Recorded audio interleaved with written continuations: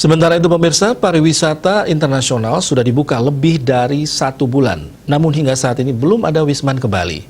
Menurut DPD Asita Bali, ada 3 faktor penyebab belum adanya kunjungan Wisman ke Bali.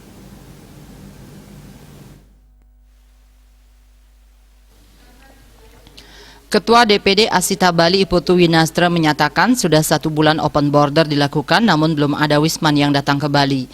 Pihaknya dari Asita Bali ada 3 poin mendasar yang menyebabkan sampai saat ini belum ada wisatawan mancanegara yang datang. Faktor pertama belum adanya visa turis. Saat ini yang ada visa kunjungan untuk bisa dipakai wisata. Jadi visa kunjungan ini bisa dipakai wisata tetapi harus didapatkan melalui sponsor. Sementara 2 faktor lain yaitu karantina dan penerbangan.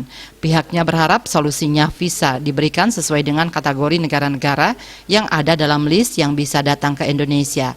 Pemerintah dalam hal ini sudah bisa menspesifikasi apabila negara risiko rendah maka diizinkan dengan visa turis. Nah, selama ini belum ada visa turis seperti dulu lagi. Jadi visa on arrival tidak ada, kemudian free visa tidak ada.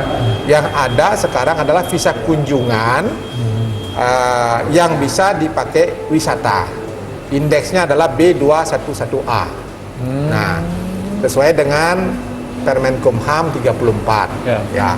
Jadi visa kunjungan ini bisa dipakai wisata, tetapi harus didapatkan melalui sponsor. Sponsor ya? Ya.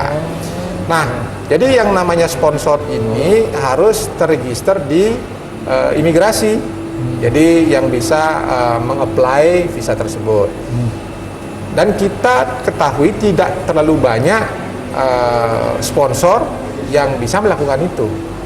Nah, dengan tidak banyaknya, maka otomatis orang mencari visa kan agak susah. Oh, ya. Kalau sudah susah, pasti ujung-ujungnya supply and demand, kan gitu. Agung Ria, Bali TV.